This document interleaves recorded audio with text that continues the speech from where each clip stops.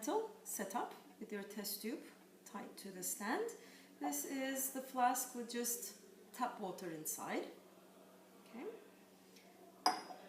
This is the rubber tubing with the stopper.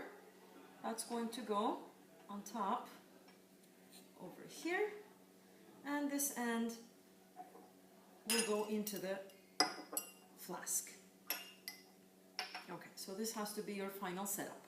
Okay, but before I put this on, I need to show you how to use a pipette. Okay, so I'm just gonna take this off over here. Now you have your stock solution over here, hydrogen peroxide. You should never use the hydrogen peroxide directly from the stock solution. Okay, so this is your pipette. As you see, this is a 5 milliliter pipette, and you're going to use 5 milliliters of hydrogen peroxide. At least I'm going to show it to you right now, like that. Okay, so I'm not going to dip it directly into the stock solution. So I have the hydrogen peroxide over here, so I'm going to put it over here. Okay, you should hold the pipette with both hands. Okay, you should dip it in, but do not touch the bottom entirely, or hold it all the way up. Okay, because in this case, if you draw the liquid in, you're going to get air bubbles, and we do not want that.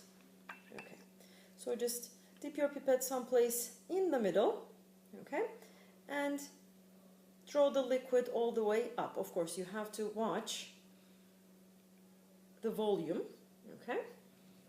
As you can see, maybe if I turn this, okay, I'm going to go all the way up to 0, and this means that I have pulled 5 milliliters of hydrogen peroxide.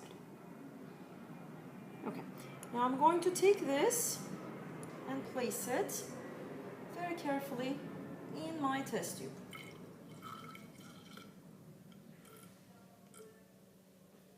Okay.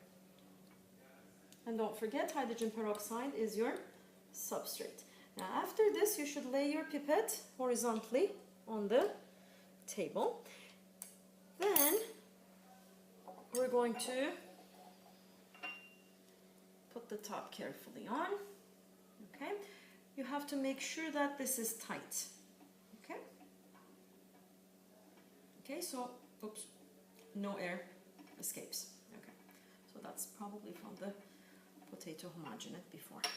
Now what we're going to do, this should be totally immersed in the water. Okay, so just make sure that your tube is, for your rubber tubing, is completely immersed in water. Now when we push the syringe from the top, you're going to be seeing bubbles over here, and you should be counting bubbles, okay, in 15 seconds.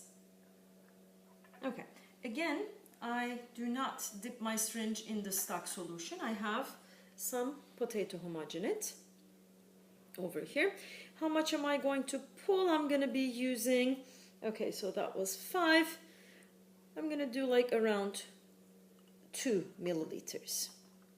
Okay, you should just follow the amounts, the volumes in the lab procedure given. This is just a demonstration. Okay. Okay, so I have this 2 milliliters. Okay, and I will very carefully put this on top. I'm not going to push the syringe yet. Okay, so as one person pushes the syringe, somebody else should do the timing, okay, and somebody else should be counting the bubbles. Okay, so you may not want to count the very first bubbles that come out, but afterwards, very soon afterwards, it should have a steady pace. Okay, so I'm looking at my watch. Okay, so I'm gonna push the syringe fast. Okay, so I did not count those, so let's see. It's 1, 2, 3, 4, 5, 6, 7, 8, 9, 10, 11, 12, 13, 14, 15, 16, 17, 18, 19, 20, 21, 22, 23, 24, 25, 5. Okay, so you kind of get the idea, I guess. You should just count this for 15 seconds. Okay, and maybe if you have another person in your group, 2 of you can count, and then you can get the average. If you take a look at the tube over here, if you get close, you may be able to see the bubbles, okay, inside. Okay, so it's like fizzing up. You see the foam on top. That means that the reaction is happening over there. And these bubbles are the gas bubbles released, and by counting them for 15 seconds, then you're going to be multiplying it with 4. So you're going to get the number of bubbles in 1 minute, and that's going to be your rate calculation. Okay, so that's all.